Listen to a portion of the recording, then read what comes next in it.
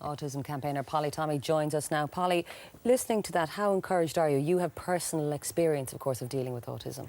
Yeah, well, it's really encouraging. It's fabulous. And if we can do anything to help for early diagnosis in the children, then that is going to be crucial, because we know that the sooner that we can get help to these children, the better the outcome is going to be.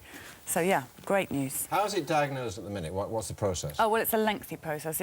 We were lucky. It took us only a year to get from beginning to end to get our diagnosis. But some people are waiting up to 7-10 years for a diagnosis, and it's just not good enough. Does that depend on how autistic you are, where you are on the scale? Well, I think the higher functioning ones are the ones that are getting missed and they're having to wait much longer. It was blindingly obvious that Billy had something drastically wrong with him at 2, so it wouldn't really take much to know that he had something like autism. But the ones that are higher functioning, the Asperger's, the people on the higher level, they're the ones that are getting missed, definitely. I suppose one difficulty, which you just mentioned to me earlier before we came on air, is actually persuading people, children, to undergo this kind of treatment. Yes, I'm interested to see how they're going to do this. I mean, you would have to knock my son out, I think, to get him in one of those machines.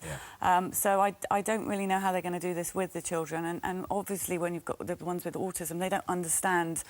And so it's going to be quite a difficult procedure, I think, for them to do that. They need to be careful. But it's one that's going to save not only time but money as well, because the actual cost of having experts watch and assess a child over the period of time you're talking about is obviously pretty enormous. Well, exactly. I mean, if it works, if this is real, and if we do start to see something in the children as well, it's going to be fabulous. 15 minutes. Like I say, I have no idea how they're going to get them in the scanning machine, but it's got potential, and also it will lead to what causes it, which we really need to know as well. That's the big thing, isn't it? Because there's such a rise in the instance of autism, and we don't really know why. No, we don't. There's lots of different people with different theories, but the thing is, autism is so varied. It's so huge. You've got some that say they're regressed, some that's parents who say their child was born with it.